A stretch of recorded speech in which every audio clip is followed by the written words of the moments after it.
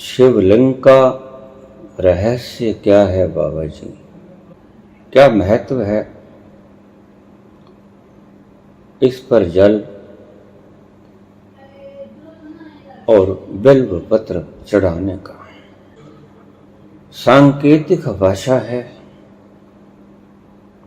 जब आप शिव के मंदिर में जाओगे तो दो चीजें पाओगे, और ऐसी किसी अन्य देवता के साथ दो चीजें घटित नहीं करते हम।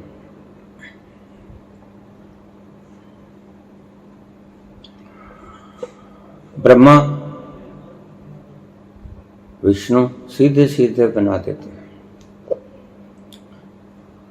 लेकिन शिव के साथ हम दो चीजें स्थापित करते हैं, एक शिव की मूर्ति और दूसरे शिव का चिन्ह। शिव की मूर्ति तो शिव का साकार रूप हो गया, लेकिन एक दूसरी चीज अन्य देवताओं से अलग हमने सिर्फ शिव के लिए चिन्हित की, उसको हम कहते हैं शिवलिंग। लिंग का अर्थ होता है चिन्ह, और लिंग का एक अर्थ और भी होता है।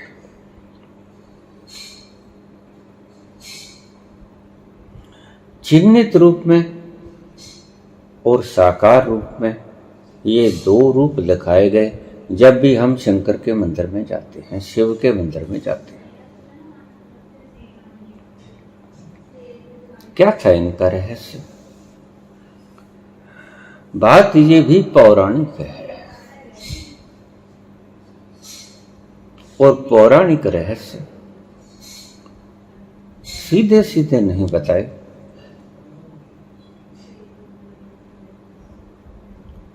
तथ्यों को लपेट कर बताया गया, उस रस को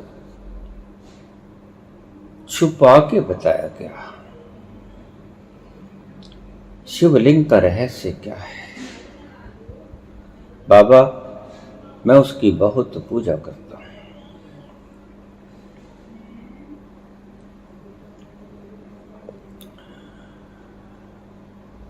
शिवलिंग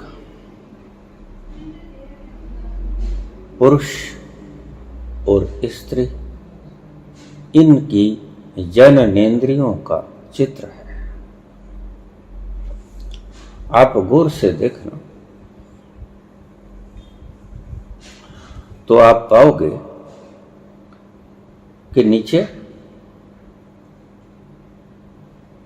योनि का चित्र और योनि के ऊपर लिंग का चित्र है।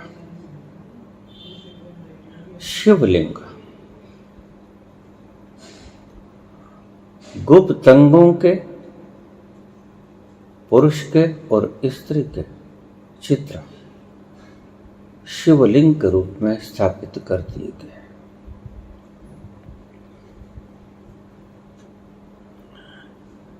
इनका क्या अर्थ था? बाकियों के लिंग चिन्ह क्यों नहीं स्थापित किए गए, सिर्फ शिवलिंग को ही स्थापित क्यों किया गया?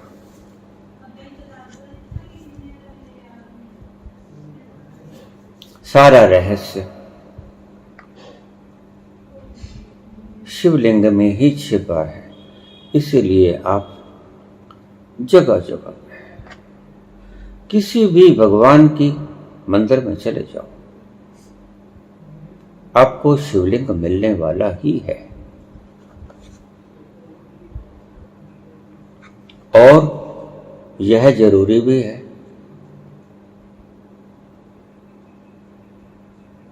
अर्थ क्या है इसका? इस पर पानी चढ़ाया जाता है, इस पर बिल्व पत्र चढ़ाया जाता है। ये जननेन्द्रियों का मूर्ति है, जननेन्द्रियों का आकार है, योनि और लिंग, पुरुष और स्त्री का है। तो इसमें संकेत जो छिपा, गहरे से वेद जो छिपा, वो यह छिपा कि अगर तुम शिव की प्राप्ति चाहते हो, शाश्वत में छलांग लगाना चाहते हो, तो इन दोनों इंद्रियों को शीतल रखो। जल चढ़ाने का अर्थ सिर्फ मात्र यही था।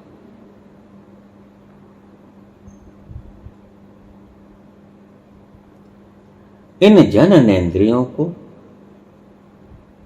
शीतलता प्रदान करो, इनको उत्तेजना प्रदान मत करो। बड़े से बड़ा रहस्य आध्यात्म का।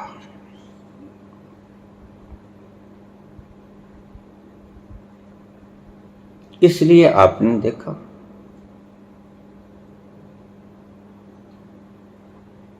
कि अगर महावीर बुद्ध अपने राजपाट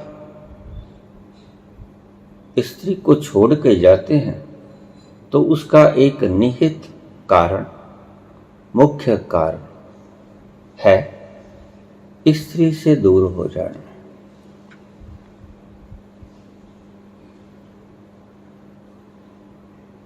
क्योंकि ऑब्जेक्ट तुम्हें उत्तेजित करता है।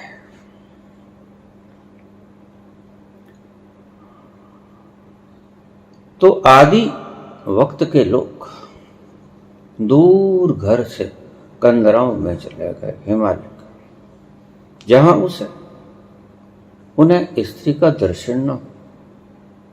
ऑब्जेक्ट को दूर भगा दिया गया, छोड़ दिया गया। बड़े बड़े संतों ने हिमालय में, एकांत में, वनों में, तीर्थों पे तप करने का और अन्य कोई कारण ना था। सिर्फ कारण यही था कि जब ऑब्जेक्ट तुम्हारे सामने आएगा तो तुम्हारा शरारती मन उत्तेजना खाएगा।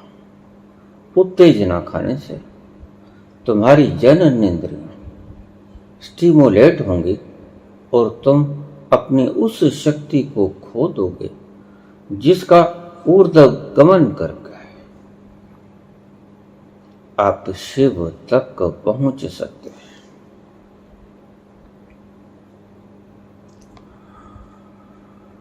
इसलिए दूर हट जाना पड़ा।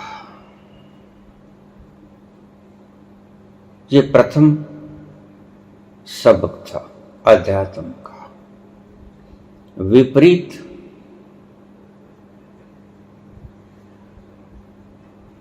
योनि से, विपरीत लिंग से दूर चले जाओ। इसीलिए हमारी गुरुकुलों में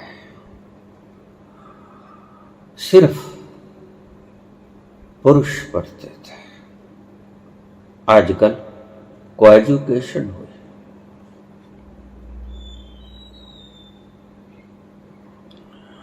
वेस्टर्न कंट्रीज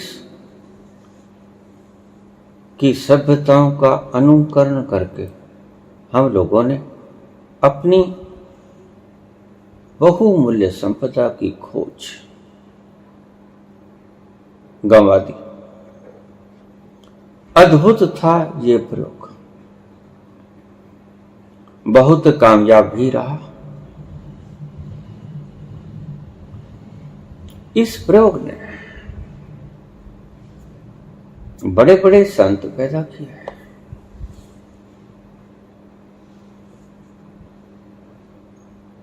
गुरुकुलों में सिर्फ पुरुष पढ़ते थे और उन्हें समझाया गया था कि 25 वर्ष तक तुम्हारा आश्रम that is to collect the energy. अपनी शक्ति को एकत्रित करना है, गंवाना नहीं। 25 वर्ष तक गंवाने का समय उसके बाद आएगा।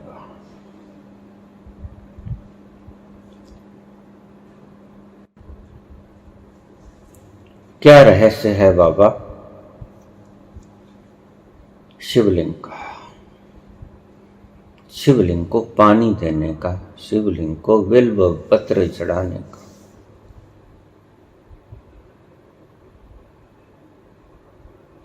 जनन इंद्रियों को शीतल रखो। अगर आपने शिव के अखंड आनंद तक पहुंचना है, कुल मात्र यही छिपा था मर्म इस तस्वीर के भीतर, इस चिन्ह के भीतर। और उस पर जल चढ़ाओ, शीतल रखो। हमारी सभी व्यवस्थाएं दो ऑपोजिट धुरियों को मिलने न दें जब तक कि उनकी पर्याप्त यात्रा तक वो पहुंच नहीं जाते। 25 वर्ष तक व्यक्ति को, पुरुष को एकांत में, गुरुकुलों में, शहर से, शहर के धूम धड़ाके से बहुत दूर एकांत वन में, आश्रमों में रखा जाता था। चाहे वो राजा के पुत्र हों, चाहे वो गरीब के पुत्र हों, और सभी को एक सी शिक्षा दी जाती कि 25 वर्ष तक ब्रह्मचारी। उनको घर नहीं आने दिया जाता था 25 साल तक।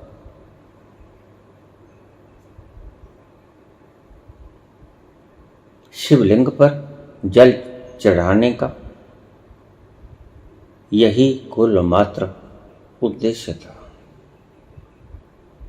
जनन इंद्रियों को स्टिमुलेशन, उत्तेजना मत दो, उत्तेजना को शांत करो। जल शीतलता का प्रतीक है। हमने आज दूध वगैरह चढ़ाना शुरू कर दिया है। ये भ्रांतियां बाद में पैदा हुई। शुरुआत तो सिर्फ जल से हुई थी। और दूसरा कारण, हम बिल्व पत्र क्यों चढ़ाते हैं?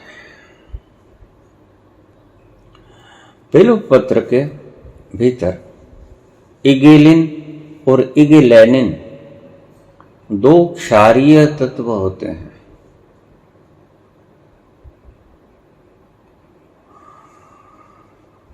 क्षारीय तत्व इगेलिन और इगेलैनिन, ये दो क्षारीय तत्व होते हैं। औषधीय रूप में भी बिल्व पत्र का बड़ा महत्व है। ये शीतलता प्रदान करती है। ठंडक के लिए हम बिल्व पत्र को, बिल्व फल को खाते हैं। बेल फल ठंडा होता है। ठंडे का अर्थ उत्तेजना को शांत करने वाला। दो तरह के तत्व होते हैं, उत्तेजना को शांत करने वाला और उत्तेजना प्रदान करने वाला।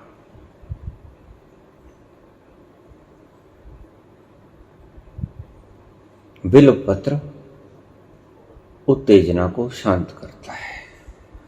बिल्व पत्र अगर 3-5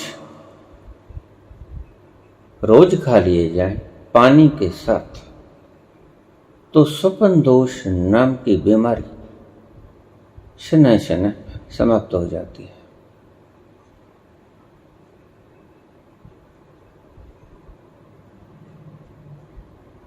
ऋषियों ने बड़ी खोज के बाद आविष्कार किया कि ये पत्र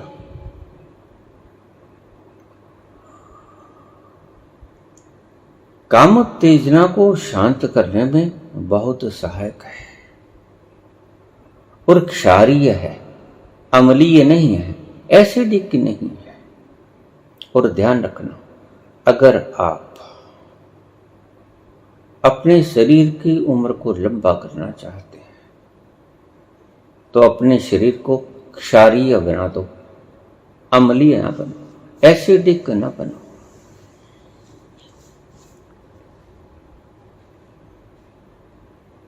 जितना होगा एसिडिक शरीर का भीतरी हिस्सा, उतनी ही उम्र और बीमारियां आपको ज्यादा होकर आपकी उम्र घट जाएगी। जितना ही क्षारीय होगा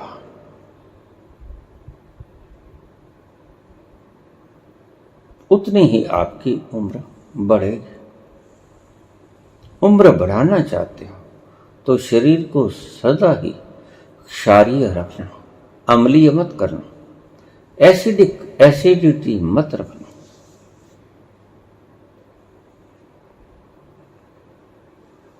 बिलपत्र का चढ़ाना इसी बात का संकेत था। बिल्व पत्र और जल भी उत्तेजना को शांति के लिए और बिल्व पत्र भी उत्तेजना को शांति के लिए। और बचाना क्या? महानतम सबसे ज्यादा जरूरत वाली चीज जिसको आपने बचाना है और उसको ना बचा पाओगे तो आप शिव के द्वार तक न पहुंच पाओगे। उसको ओज में परिवर्तित करना है। काम शक्ति को राम शक्ति बनाना है।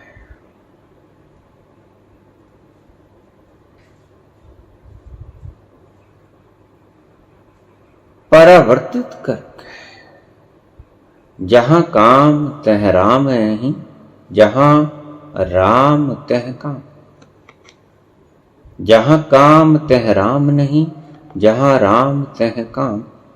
तुलसी कबहू न रह सके रवि रजनी इकट्ठा। जहां सूरज होता है वहां रात नहीं होती, और जहां रात होती है वहां सूर्य का प्रकाश नहीं होता। ये दोनों इकट्ठे नहीं रह सकते। अगर उत्तेजित रहोगे तो शिव की उम्मीद मत रखना। आज भारत महान देश हमारे ऋषियों की खोजों को भूल चुका, या यूं कह दो कि भुला दिया गया। जो जो हमारी खोजें ऋषियों ने की थी उन किताबों को फूंक दिया गया, उन इंफॉर्मेशंस को समाप्त कर दिया गया।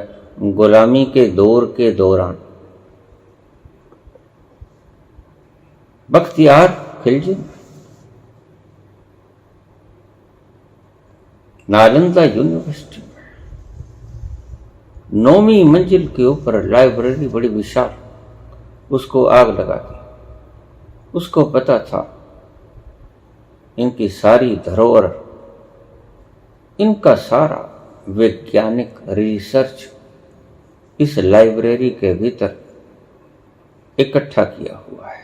उसने आग लगा दी। 3 महीने तक दिन भर रात वो आग लगी रही, धू धू करके जलता रहा। आप समझ सकते हैं कि वहां कितनी पुस्तकों का भंडार होगा। और फिर से वैसे ऋषि जन्म नहीं ले सके।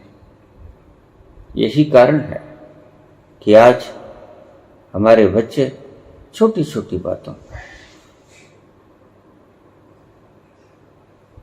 भूल भलैया के खिलवाड़ में पड़े, सत्य का दर्शन नहीं कर पाते, छायाओं को पकड़ लेते हैं। ये भी एक छाया थी। जब ऐसा हुआ गुलामी के दौरान,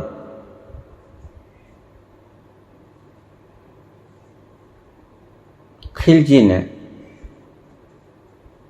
सारी खोजें नष्ट कर दी, तो हमारे ऋषियों के पास एक ही चारा बचा था कि सत्य को छुपा के रख दो, जलेबी में रस की तरह भर के रख दो, जो समझदार होंगे वो निकाल लेंगे इस रस को, सीधे सीधे रखेंगे।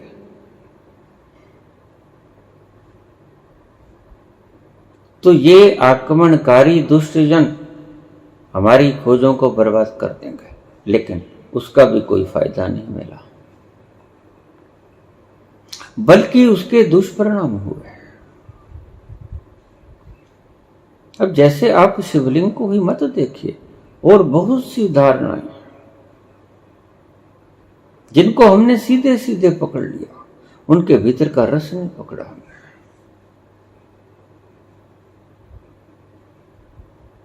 हम जाते हैं एक कर्म कांड की तरह ले जाते, उसके भीतर का भेद हमने कभी जानने की चेष्टा नहीं की। आज आपने पूछा तो धन्यवाद,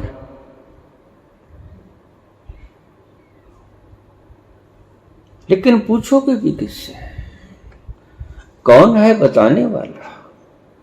जिससे पूछोगे पुजारियों पंडों से, वो कहेगा कि हाँ, सोमवार को कच्ची लस्सी चढ़ा दो, पानी चढ़ा दो, बड़ा पुण्य लगेगा। बिल्वपत्र चढ़ा दो, बड़ा पुण्य लगेगा। उन्हें खुद कुछ मालूम नहीं, वो खुद गहरे में कभी नहीं गए, अपने भीतर उतरा ही नहीं, उस राज को इन्होंने खोजा ही नहीं। तो आपको भी क्या बता पाएंगे ये बेचारे।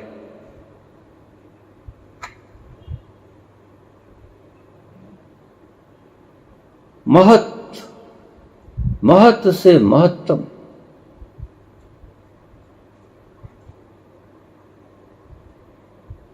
हमारे भीतर की वीर्य की ऊर्जा है। इसको ओज में कन्वर्ट करना है। इस ऊर्जा को स्टिमुलेट होकर स्खलित नहीं कर देना है, बाहर नहीं फेंकना है। सिर्फ एकमात्र यही उद्देश्य था इसके भीतर छुपा हुआ। यही मर्म था जो छुपा दिया गया था इसके भीतर। दोनों ही जननेंद्रियों को आपने शांत रखना है।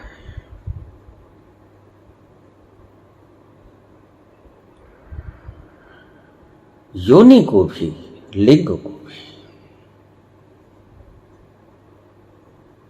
स्टिमुलेशन नहीं देना है, इनको ठंडा रखना है। जल को चढ़ाने का यही कारण था।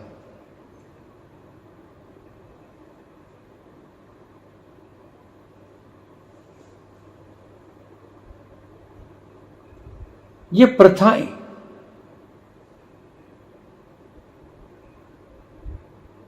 व्यक्ति से व्यक्ति तक प्रथाएं चलती रहीं, लेकिन इनका अर्थ कोई नहीं जानता था। मुझे याद है बचपन में जब माता मुझे नहलाती तो मेरी गुप्त इंद्रियों पर ठंडा पानी डालती। मुझे कोई पता नहीं होता, कोई प्रथा होती होगी, नहाने में ठंडा पानी कराती गुप्त इंद्रिय पे। इसका कुल मतलब यही था। शायद स्त्रियों को पता हो न पता हो, लेकिन इसका अर्थ यही था कि गुप्त इंद्रियों को स्टिमुलेशन से विहीन रखना है, अपनी शक्ति को बचाना है। बाद में समझाया कि क्या अर्थ था इनका, लेकिन पीढ़ी दर पीढ़ी इनका अनुकरण तो होता रहा। आज तो अनुकरण भी समाप्त हो गया। वो हमारी व्यवस्थाएं समाप्त हो गई, वेस्टर्न कंट्रीज कल्चर ने छीन ली। मूढ़ताएं समझ के हमने उनको करना बंद कर दिया, क्योंकि जब बाकी की बहुत सी चीजों में हमने देखा कि मूढ़ताएं हैं, हम उनके अर्थों को ना खोज सके, तो हमने वो क्रियाएं करनी बंद कर दी। कब तक चलेंगे आंखें मूंद कर, जब इसका अर्थ ही नहीं पता है? तो हमने वो क्रियाएं करनी बंद कर दी। इसका कुल मात्र उद्देश्य यही था। अगर शिव को प्राप्त करना चाहते हो,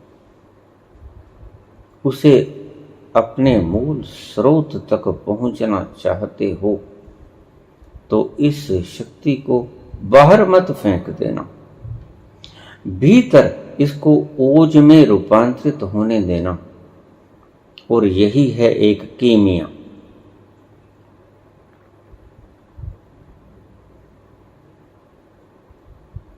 जो आपको शिव शक्ति का मिलान करवाती है। आपने कभी भक्तों के नाम सुने, स्त्री भक्तों के नाम आपने सुने, लेकिन कभी आपने इतिहास में एक भी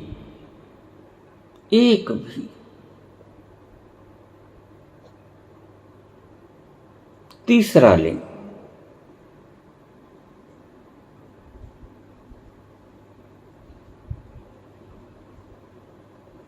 परमात्मा तक पहुंचने का उस इतिहास में किसी तीसरे लिंग का विवरण आया? कोई व्यक्ति ऐसा था जो ना पुरुष था ना स्त्री था और परमात्मा तक पहुंच गया? कोई एक नाम आपने सुना? नहीं। उसका कुल मात्र कारण यही था, ना जो स्त्री है ना पुरुष है, तीसरा लिंग है, उसमें दोनों शक्तियों का अभाव है।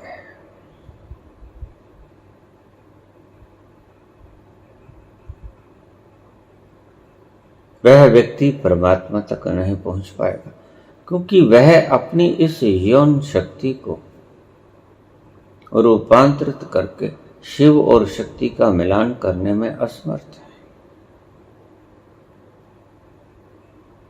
उस शंकर के मंदिर अत्यधिक मात्रा में बना दिए गए, लेकिन उसका अर्थ कोई नहीं जानता।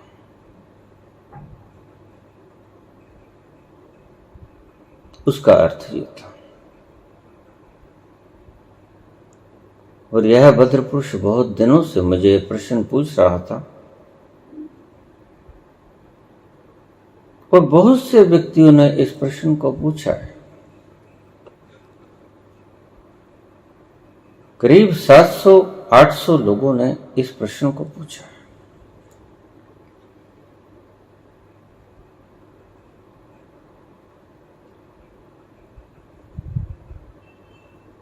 शिवलिंग का रहस्य क्या है?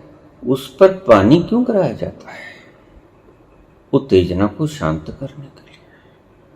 अगर तुमने शिव को प्राप्त करना है, अगर तुम्हें उस अखंड धाम पे पहुंचना है, अगर तुमने सतलोक में प्रवेश करना है, अगर तुमने सचखंड में प्रवेश करना है, अगर तुमने शब्द श्रुति का मिलान करना है, अगर तुमने उस परम आनंद के सागर का स्वाद चखना है, अगर तुमने मदहोशी का आनंद स्वाद चखना है, अगर बेसुधी का आनंद चखना है, तो अपनी यौन इंद्रियों को शीतलता प्रदान करनी होगी। फिर सवाल उठता है कि अगर इन्हें शीतलता प्रदान करनी होगी, तो ईश्वर ने इन्हें बनाया क्यों? हर एक अंग का अपना अपना महत्व था। जब उसका दुरुपयोग कर लिया गया तो महत्व क्षीण हो गया।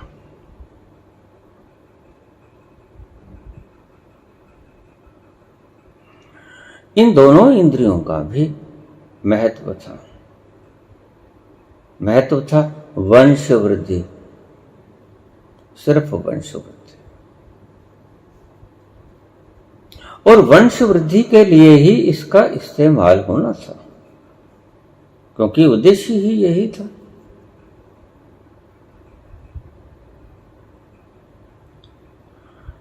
लेकिन तुमने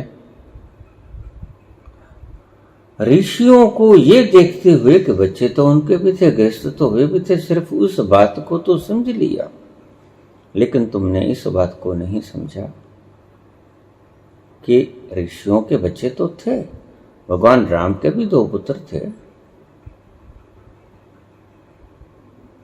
कृष्ण के भी थे। कृष्ण के 81 बच्चे थे, वैलिड रूप से देखा जाए तो 8 रानियों से 10-10 लड़के और एक चारुमती रुक्मिणी से लड़की, 81 बच्चे भगवान कृष्ण के स्टैंप्ड, जिन्हें शादी करके लेके आए कृष्ण, और उससे अतिरिक्त 10,100 रानी। नरकासुर से जब उन्होंने छुड़वाई, नरकासुर का वध करके, उसने अपनी गिरफ्त में कैद कर रखी थी 16,100 रानियां। जगह जगह से उठा के लेके आया था, राजाओं से छीन के लेके आया था, वो सभी राजघराने की स्त्रियां थी। बहुत उपद्रव मचाया था नरकासुर ने। भगवान कृष्ण ने जब उसका वध किया तो वो रानियां मुक्त तो हो गईं, लेकिन अब जाएं कहां? उनके पति उन्हें स्वीकार नहीं करेंगे। कृष्ण ने उसने अपने महलों में उन्हें आश्रय दिया कि अगर आपके पति आपको स्वीकार नहीं करते तो आप मेरे महलों में रहिए। अलग से व्यवस्था कर दी गई उनकी।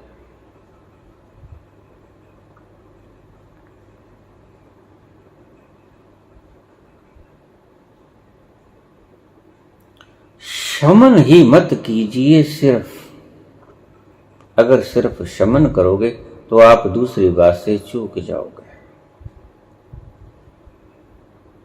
भगवान कृष्ण महारास भी रचाते हैं गोपियों से, लेकिन वो शुद्ध होता है, विकृत नहीं होता। गोपियों से वो कोई बच्चा पैदा नहीं करते हैं, गोपियों से वो संभोग नहीं करते हैं, महारास रचाते हैं। शिव और शक्ति के मिलन में जो आनंद की उत्पत्ति होती है वो बांटा जाता है गोपियों को महारास के अंदर।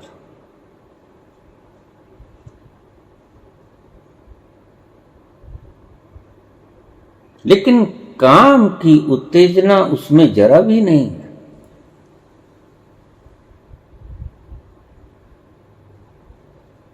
तो इसका उद्देश्य क्या था? भगवान ने इन दोनों यौन इंद्रियों को लगाया क्यों? जनन इंद्रियों को बनाया क्यों? बच्चों की उत्पत्ति के कारण, वंश वृद्धि के कारण।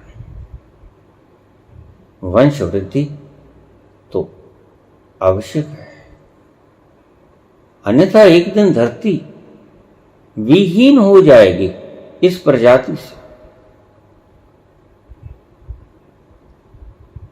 सभी पशु पंछी किसी भी नस्ल के, सभी के भीतर बच्चा पैदा करने की क्षमता ईश्वर ने दी। उनके वंश वृद्धि के लिए इसी तरह पुरुष और स्त्री को इसका प्रयोग करने का एक कारण था, लेकिन आपने अकारण ही उस शक्ति को व्यय करना शुरू कर दिया। क्षणिक सुख के लिए जिस शक्ति को ओज में परिवर्तित करके अखंड आनंद का सुख लिया जा सकता था, उसको आपने क्षणिक आनंद में परिवर्तित करके भोगने की चेष्टा की, लेकिन नहीं, तृप्त नहीं हो पाए। यही शक्ति आपको तृप्त कर देती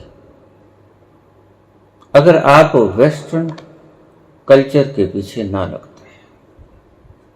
लेकिन दुर्भाग्य है, वेस्टर्न कल्चर ने हमारी सभी खोजों पर पानी फेर दिया। उनके दुष्ट इरादों ने हमारे सभी महत्वपूर्ण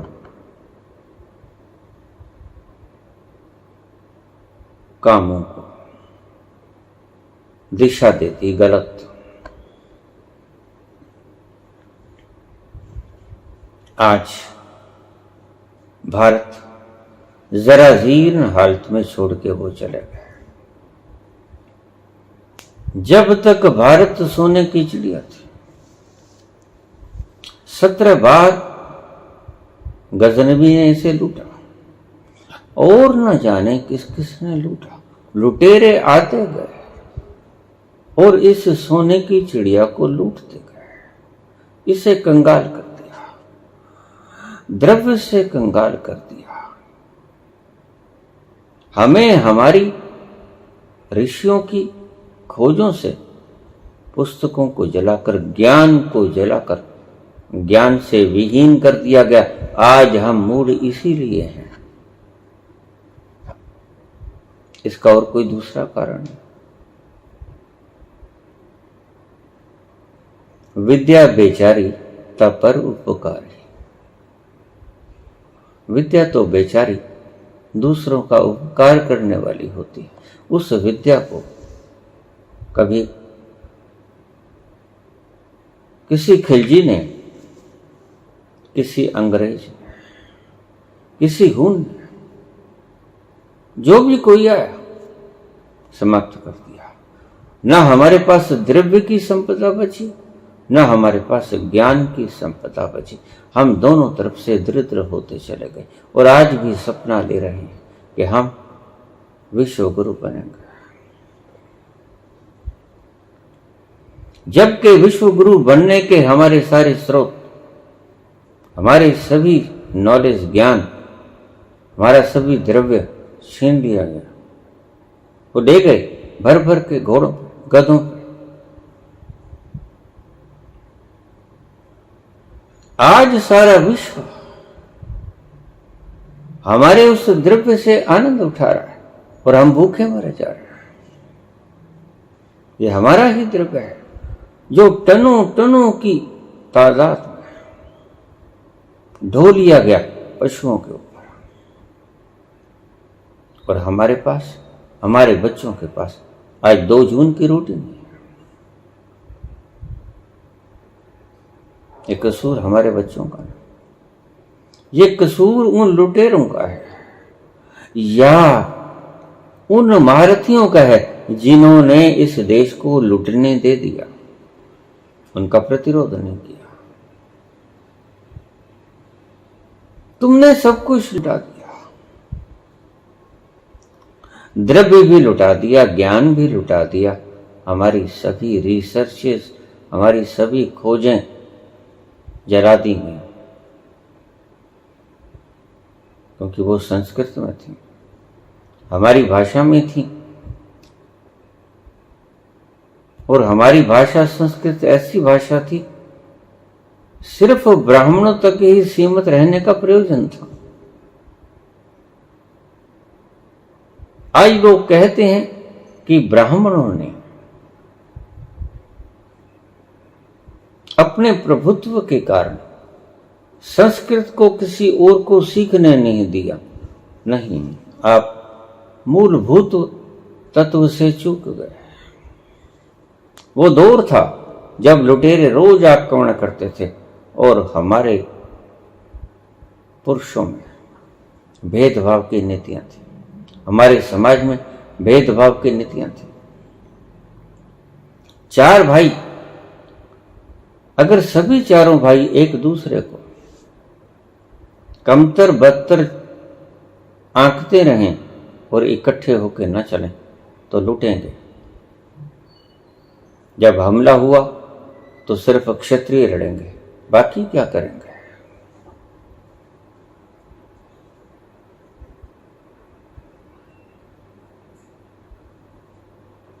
जब संकट काल आता है तो वैश्य भी लड़ना चाहिए था, शूद्र भी लड़ना चाहिए था, ब्राह्मण भी लड़ना चाहिए था।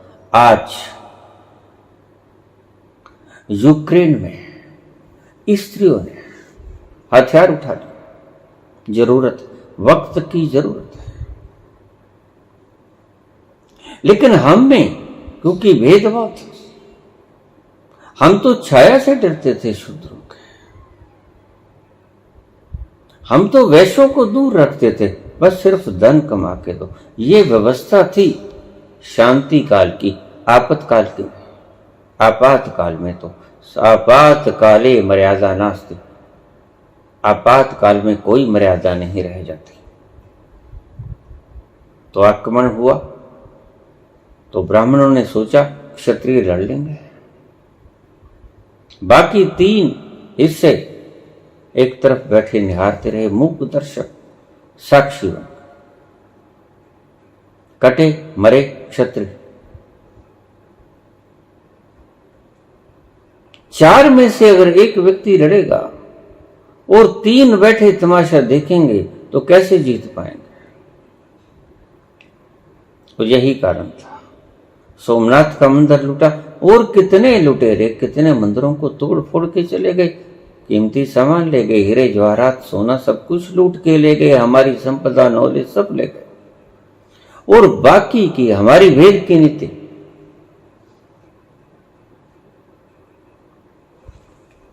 हमारी शक्ति को 4 से 1 कर गई।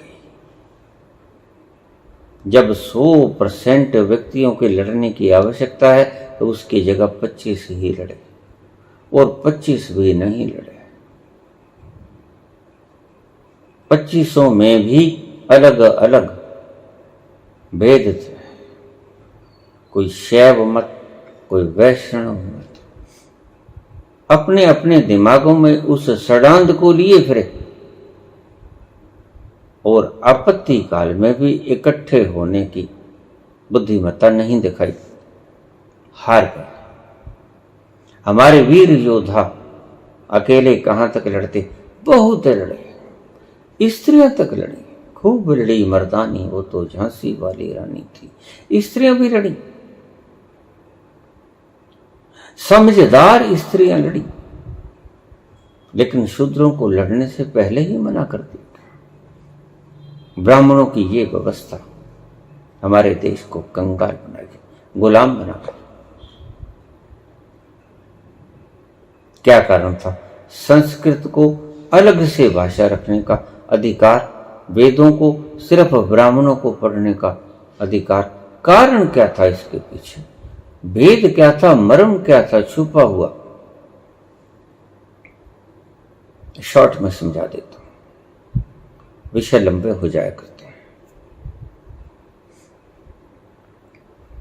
भेद ये था, जैसे आज एटॉमिक पावर को फैला दिया जाए कि एटॉमिक पावर से एटम बम ऐसे बनता है, नुकसान होगा या फायदा, आप खुद ही समझ सकते हो। हर की जेब में एटम बम होगा, कोई जी पाएगा? लड़ाई घरवाली से होगी, एटम बम पड़ोसी पे फेंका जाएगा, विनाश ही विनाश चारों तरफ। और संस्कृत में वो सारा ज्ञान एकत्रित था जो आज साइंस ने संभाल लिया। साइंस ने भी तो संभाला है कहीं। और आपको पता, एटम बम बनाने की तकनीक अगर कोई व्यक्ति लीक कर दे उसके लिए दंड है, प्राण दंड तक दिया जा सकता है उसे। पूरी तकनीक नहीं सिखाई जाती। आविष्कार करने वाले आविष्कार कर गए, लेकिन उनमें से कुछ गुंडियां रख ली जाती हैं। अगर सबको बता दिया जाए तो घर घर में सभी की जेबों में एटम बम, तो फिर जीना जीना ना रह जाएगा, मृत्यु की कंपन के सिवा और कुछ बाकी ना बचेगा। ये था कारण। अलग अलग रह गए। आज भी हम कहते हैं शूद्र हिंदू हैं। कहां हिंदू हैं? कब से ठुकराए हुए लोग, कब से उपेक्षित लोग, काट दिए गए उन अंगों को अब जोड़े नहीं जा सकते। तुम लाख कहे जाओ,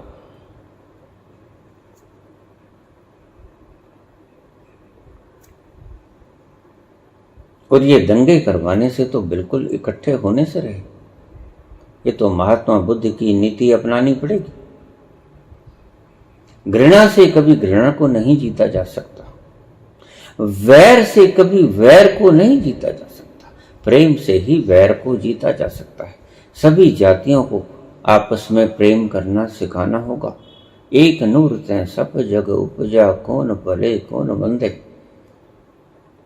संतों का ये वाक्य अपनाना पड़ेगा, और है भी नहीं। बाबा सत्य बोलते हैं, राजनीतिक झूठ बोलते हैं। कोई फर्क नहीं। जब तुम्हारा एक्सीडेंट हो जाता है, तुम्हें खून की जरूरत पड़ती है, तुम बिल्कुल नहीं पूछते कि किस जाति का ये खून है, सिर्फ ग्रुप देखते हो।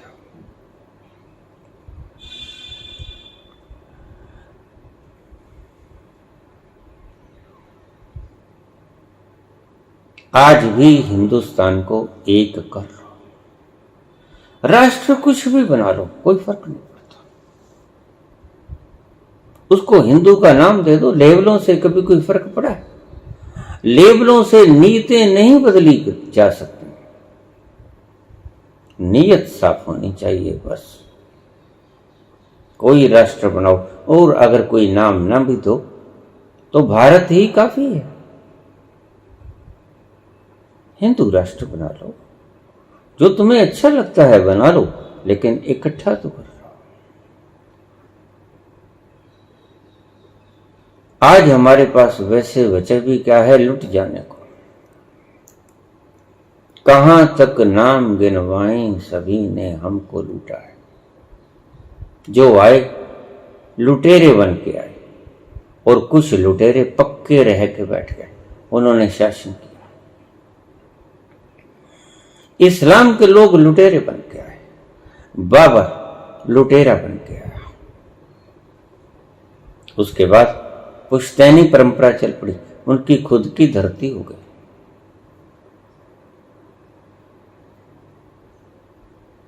बन के लुटेरे आए थे। किसी गजनबी ने प्रहार कर दिया, कोई खिलजी आ गया, कोई कुछ उजाड़ गया, कोई कुछ उजाड़ गया। कहां तक ना गिनवाएं, सभी ने हमको लूटा है।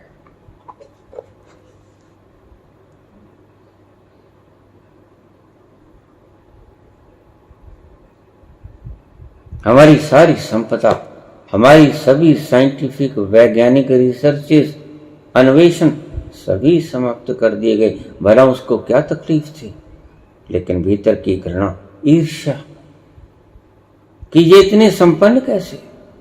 बीमार हो गया था, उसके अपने पास नहीं थे ऐसे डॉक्टर्स जो हमारी नालंदा यूनिवर्सिटी के पास थे। नालंदा यूनिवर्सिटी के लोगों ने, डॉक्टर्स ने उसे ठीक कर दिया, बख्तियार खिलजी को।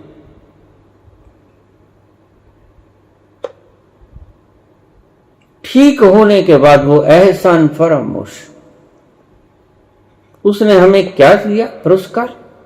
जला दिया गया नालंदा यूनिवर्सिटी के लाइब्रेरी को, खंडहर में तब्दील कर दिया गया। सच कहावत है कि मूर्ख को राय भी नहीं देनी चाहिए। गोरैया नाम की एक चिड़िया होती, वो अपना घोंसला बड़ा प्यारा बनाती है। आपने देखा होगा कितनी कारीगरी के साथ गोरैया का घोंसला होता है, वृक्षों के साथ लंका करता है, उसके भीतर वो बच्चे पालती। तो गोरैया ने बंदर से कहा, करे बंदर, तू भौंकता फिरता है एक डाली से दूसरी डाली, सर्दी गर्मी, तो अपना घर बना ले। अपना घर तो वो न बना सका, उसने गोरैया का घर तोड़ दिया।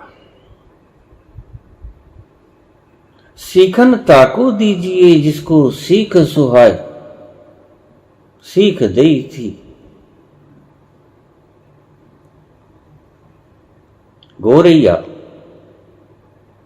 सीख दी थी बांदरा, भैया का घर जाए। बंदर को शिक्षा दी थी गोरैया ने, सीख दी थी बांदरा, सीखन ताको दीजिए जाको सीख सुहाय। सीख दी थी बांदरा, भैया का घर जाए। भैया का घर ही पाड़ दिया उसने कि ले तेरे को तो बताता हूं। ये इरशाद लोग घुस आए भारत की संपदा और तरक्की को देखकर, और हमारी ये वर्ण व्यवस्था में इकट्ठे नहीं होने दिया। हम तो छाया से डरने वाले लोग हैं, हम तो छाया से नफरत करने वाले लोग हैं, हम इकट्ठे कैसे हो पाएंगे? आज परिणाम हमारे सामने, दीन दरिद्र, खाने तक को मोहताज, ये विश्व गुरु, अतीत का विश्व गुरु, आज कटोरा भीख का हाथ में, लूट के ले गए हमारी सारी संपदा, और हम फटी आंखों से उनकी तरफ निहार रहे हैं। कर्जा लेने के लिए, कर्जे पर डिपेंड है। हम विश्वगुरु बनने की चाहत रखते हैं, फिर दोबारा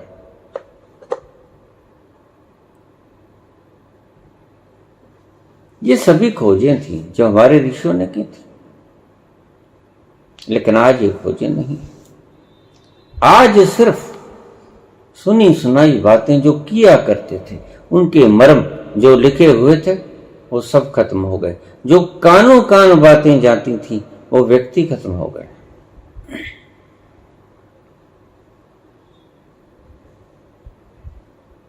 कुछ नहीं बचा, सब लूट गया, हिंदुस्तान का सब लूट गया।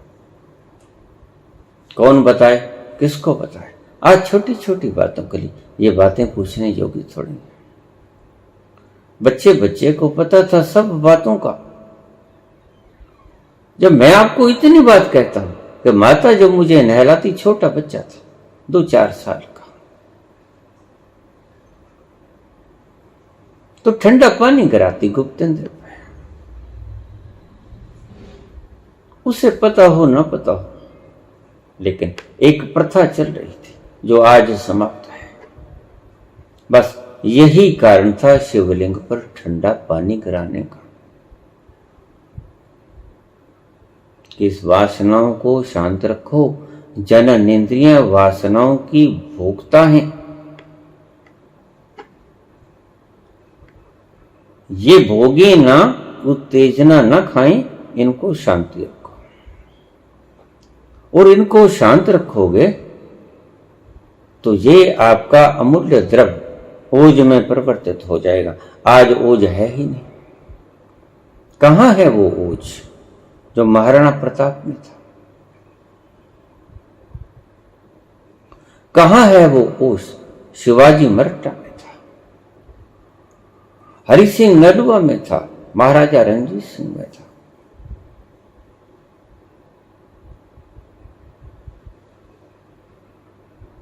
कहां है वो ओज जो भगत सिंह में था,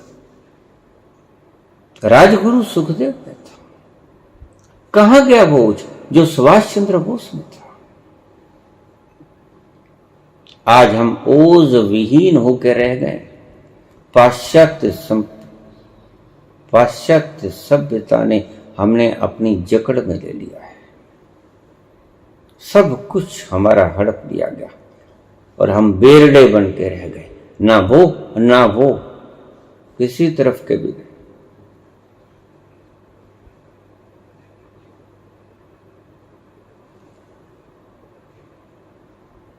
शिवलिंग पर जल चढ़ाने का यही अर्थ था, और शिवलिंग पर विल्व पत्र चढ़ाने का भी यही अर्थ था।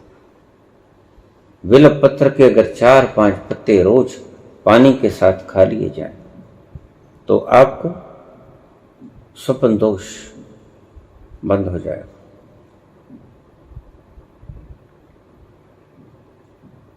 भीतर स्टिमुलेशन कम होनी शुरू हो जाएगी।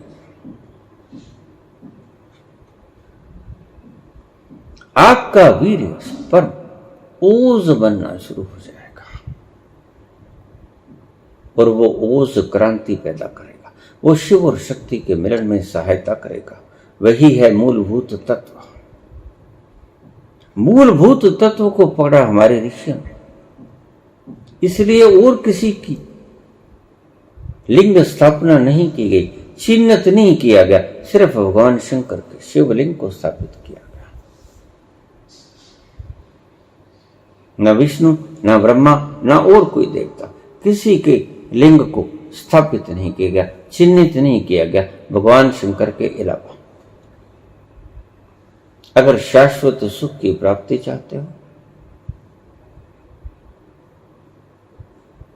तो सिर्फ इन जननेंद्रियों को उत्तेजित मत करो। तुम्हारे हाथ में तुम्हारी शक्ति से और तुम्हारी इच्छा से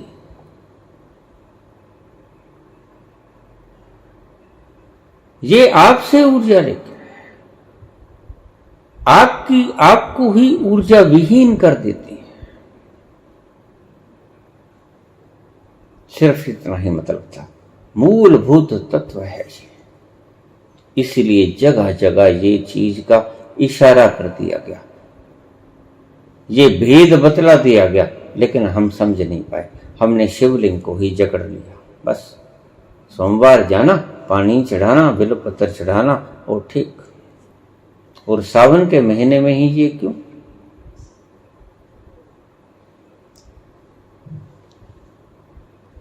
जरा सोचा, कभी सोचा सावन के ही महीने में ये क्यों बेलपत्र और पानी चढ़ाया जाता भगवान शंकर की पिंडली के ऊपर? चिंगारी कोई भड़के तो सावन उसे बुझाए, सावन जो आग लगाए उसे कौन बुझाए। सावन का महीना कामोत्तेजक महीना होता है।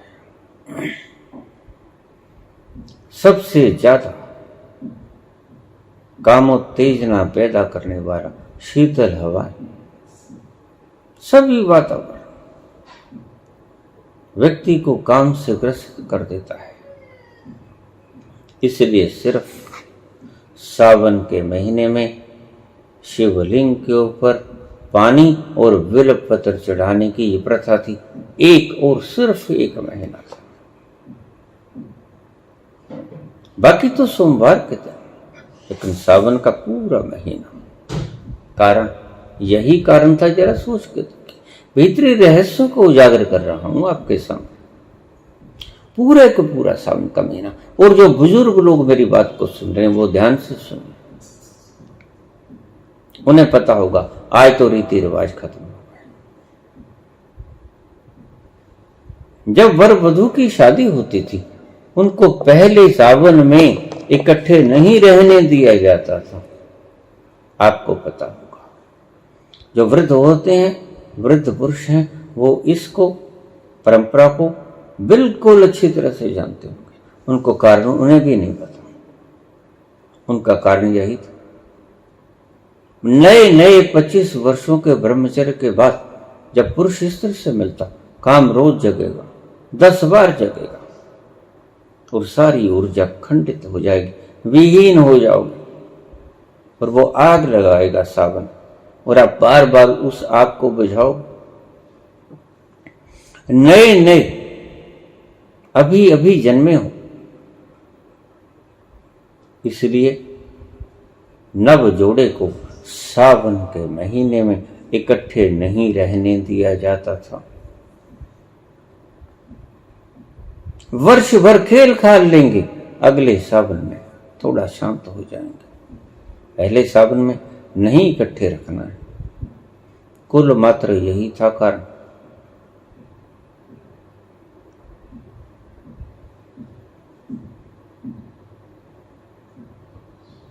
वृद्ध लोग जानते होंगे, आज तो मुझे नहीं पता परंपरा है या नहीं है, मेरी दृष्टि में परंपरा नहीं है, लेकिन हमारे जमानों में यह प्रथा थी। जब भी शादी होती, नव वर और वधू को पहले सावन में कभी भी इकट्ठा ना रहने दिया जाता। उसका अर्थ यही था, ये खो देंगे सब कुछ। 25 वर्ष का जोड़ा जुड़ाया, सब धन माल लुटा देंगे। उत्तेजना बड़ी भारी होती है, बड़ी भयंकर खतरनाक होती है। इसलिए वर और वधू को अलग ही रखा जाता, बच जाते उस शक्ति को गंवाने से। क्योंकि एक ऐसा महीना होता है जो कि आपके भीतर भीषण उत्तेजना पैदा करेगा। इसलिए सावन का पूरा महीना आज भी पूरे का पूरा नवविवाहित हो या 20-30 वर्ष पहले का विवाहित हो, सभी इन जननेंद्रियों पे पानी चढ़ाएंगे। सावन का महीना आग लगाता है। सावन के महीने में इन जननेंद्रियों को शांत रखना होगा, उत्तेजना से रहित रखना होगा, क्योंकि यही महीना है जब आप अपना सारा द्रव्य खो दोगे, सारा खजाना लुटा सकते हो। यही था मंतव्य। आज हम उठाते हैं, एक विल पत्र तोड़ते हैं, पानी की गड़वी रखते हैं, वीर पित्र को पिंडली के ऊपर रख देते हैं, ऊपर से ओम नमः शिवाय, ओम त्र्यंबकम यजामहे सुगंध पुष्टिवर्धनम उर्वारुकमेव बंधनात् मृत्योर्मुक्षमामृतात् मंत्र जप कर देते हैं 5-7 बार और निहाल हो जाते हैं कि हाँ, हमने शंकर जी को मना लिया। नहीं मने शंकर जी, बुनियादी रूप से समझना पड़ेगा इसका कारण क्या है, इसका अर्थ क्या है, इसका भेद क्या, मर्म क्या। मर्म ये है, घर बैठ जाओ, कोई शंकर की पुंडली पे जल चढ़ाने की, दूध चलाने की आवश्यकता नहीं। इसके मर्म को समझो तो घर बैठ जाओ।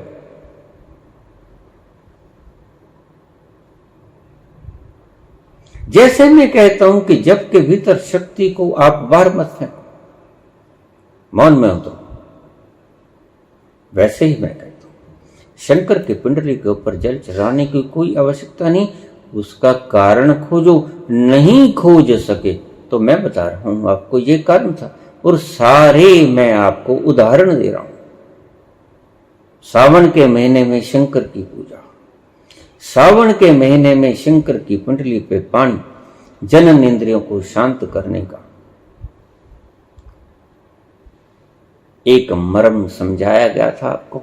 सावन के महीने में नव वर और वधू को इकट्ठे न रहने देना, ये सभी कारण थे। लेकिन आज सिर्फ परंपराएं भी बाकी कहां हैं।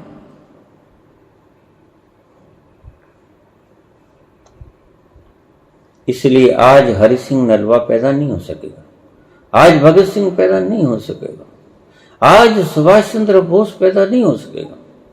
अगर हम चाहते हैं हमारे घरों में आज फिर से वो पैदा हो, तो हमें अपनी पुरानी सनातन सभ्यता की तरफ लौटना होगा और वो सारे सूत्र समझने पड़ेंगे। और वो जो सूत्र किसी को नहीं पता है, वो हमारे प्रज्ञावान पुरुषों से पूछने होंगे कि इसका रहस्य बताओ। आज ये रहस्य पूछकर इस व्यक्ति ने सारी मानव जाति पर कृपा बरसाई। ठीक सवाल पूछा। अगर इसका मर्म समझ के उस पर अनुकरण किया जाए, अगर इसको आपने सिर्फ सूचनाओं का माध्यम मात्र बनाया प्रश्न को, तो फिर सूचना ही आपके दिमाग में रहेगी, आप इसको इंप्लीमेंट नहीं कर पाओगे। सदा ही आप सूचनाओं के होते हुए भी शक्ति को क्षीण करते रहोगे और आपको कुछ नहीं मिलने वाला।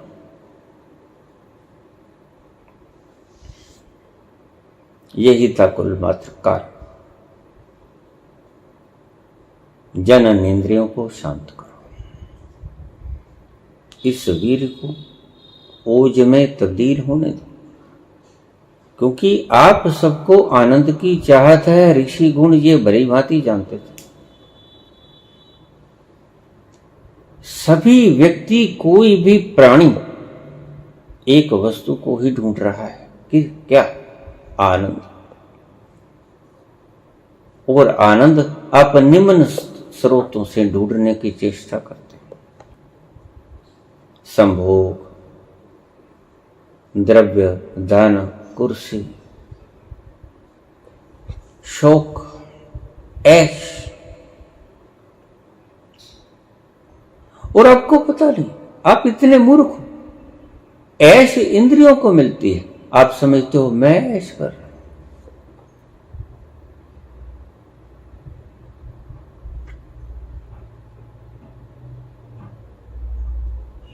इन भ्रांतियों को तोड़ने के लिए इस महारस को बचाना होगा। और अगर आपने इस महारस को बचा लिया, उत्तेजना को शांत कर दिया, तो आप महारास कर पाओगे, भगवान कृष्ण की तरह। इस महारस को बचा लो, महारास करने में आप सक्षम हो जाओगे। धन्यवाद।